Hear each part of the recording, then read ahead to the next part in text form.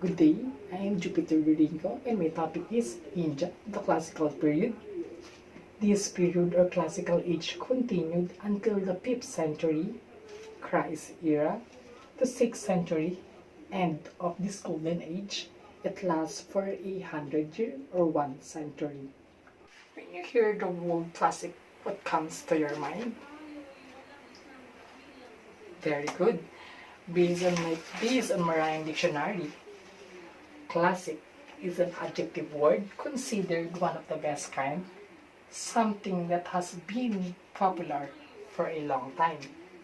And based on the meaning, we will going to tackle or we will going to talk about the best literary period and history. Let's proceed to the brief history that I made for you during classical India. Society grew. These were the society become more civilized.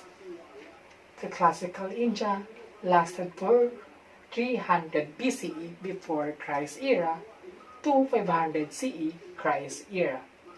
The classical India is also known the Golden Age.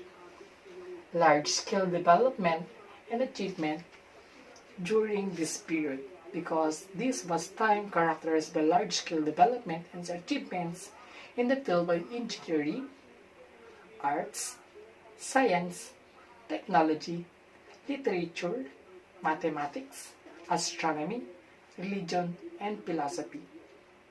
We will tackle about the Gupta Empire. We have Maharaj Shrigupta, the first ruler of the Gupta Empire. He ruled from 240 AD to 280 AD, and AD means Anno Domini, or the year of our Lord. We have stunning architecture and art. During Gupta Empire, they had brought with some stunning architecture and art that remain well known for the intellectual contribution to the society.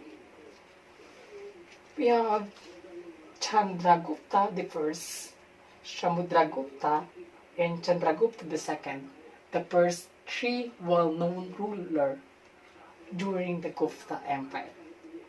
And they performed Vedic sacrifices because they believed worshipping divine is their direct access from that they are believing. Let's now proceed to the languages during the classical India. The main literary language of northern India during classical period was Sanskrit. And in contrast, in the southern India, we have Dravidian. And first, in Sanskrit, it means a perfect speech, a sacred language, because they believe that this is the language that also spoken by their god and goddesses. And a language for the noblest literary works. And we have in the southern India Dravidian, the four main language during Dravidian is Tamil, Telugu, Kannada, and Malayalam. And Telugu is the most spoken language in Dravidian.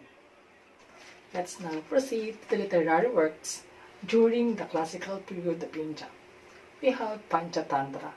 Panchatantra is the most popular one because of its circulation in the Indian country and throughout the world.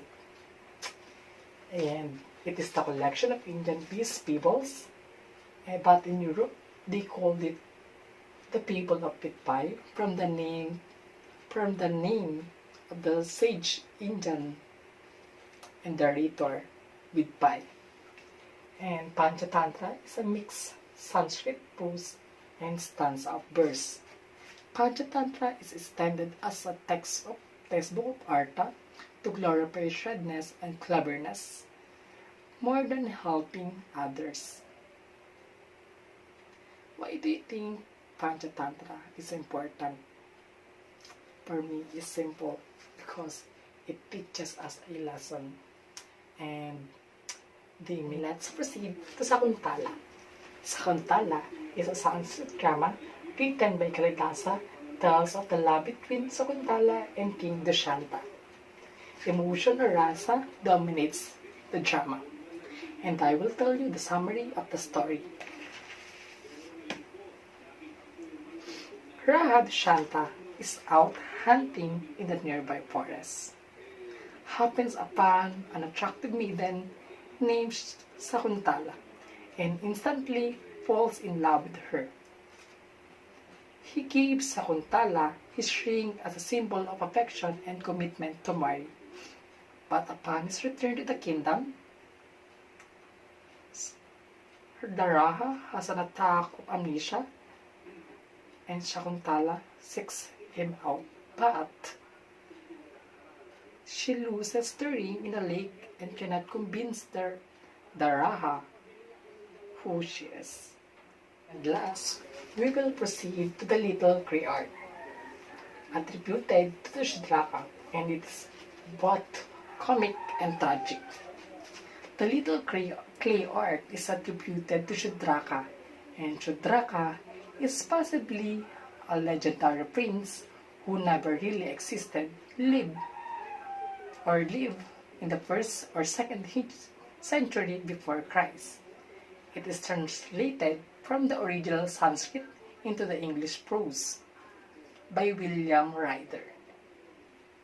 This is just an additional information for you to know during the Indian classical period.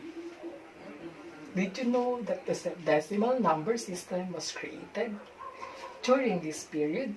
Another is the concept zero, and chess was originated during Indian classical period, and initial proposal that the earth could be a sphere rotating on an invisible axis, and last, poetry and drama peak during this period.